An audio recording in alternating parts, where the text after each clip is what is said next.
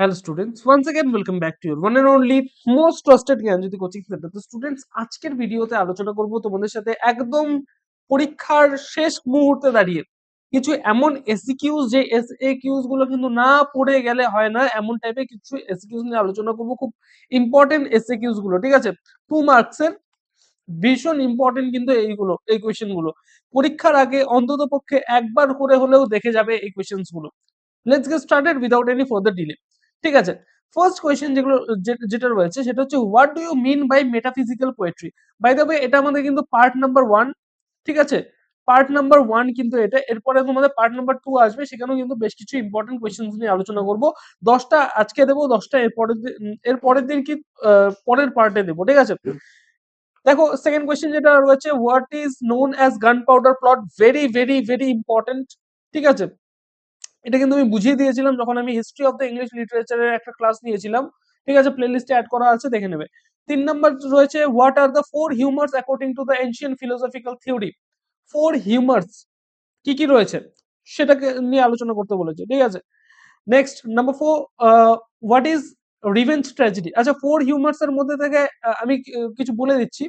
একটা হচ্ছে ব্ল্যাক বাইল, একটা ইয়েলো বাইল, ঠিক আছে, ব্লাড, আর হচ্ছে ফ্লেম। এই চারটা হচ্ছে কি বলবো, 4 হিউমার্স, ঠিক আছে? এবং এনশিয়েন্ট ফিজিওলজিক্যাল থিওরির অনুযায়ী এই চারটা যে জিনিস রয়েছে, চারটা যে লিকুইড রয়েছে, এই চারটা ফ্লুইড রয়েছে, ঠিক আছে? যে চারটা ফ্লুইড যদি কারো শরীরে আহ, বেশি থাকে, বেশি থাকে বলতে চারটার মধ্যে থেকে যে কোনো একটা যদি বেশি থাকে, সেটার প্রভাব বেশি হয় একটা মানুষের মধ্যে, ঠিক আছে?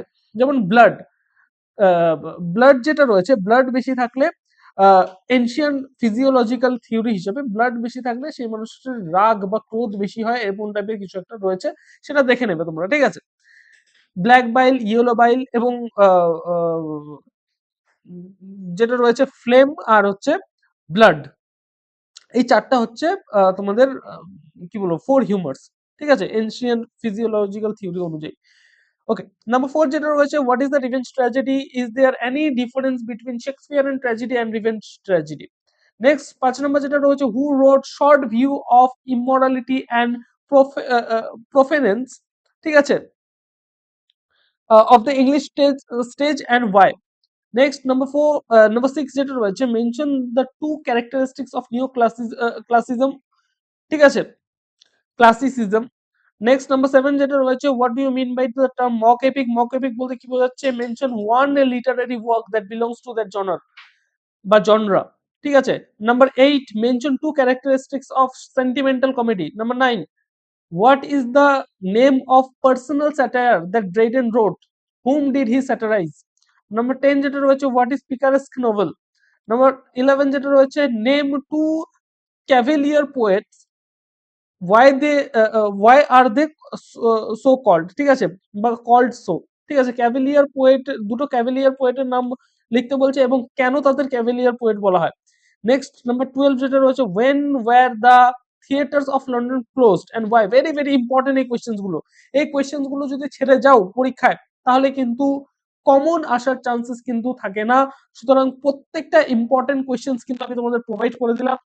জ্ঞানজ্যোতি কোচিং সেন্টারের পক্ষ থেকে যদি তোমরা নোটস পত্র নিতে চাও পরবর্তী সেমিস্টারে, এই সেমিস্টার তো প্রায় পরীক্ষা তো চলেই আসলো, পরবর্তী সেমিস্টারে যদি আমাদের সাথে যুক্ত হতে চাও অবশ্যই যোগাযোগ করো জ্ঞানজ্যোতি কোচিং সেন্টার অফিসিয়াল দুটো হেল্পলাইন নাম্বার 7076398606 নাম্বার অথবা 6295916282 নাম্বার, ঠিক আছে? এই দুটো নাম্বারে তোমরা যোগাযোগ করতে পারো। দেখা হচ্ছে একটা নতুন ভিডিওতে নতুন কোনো টপিকের সাথে। Till then keep learning, keep exploring.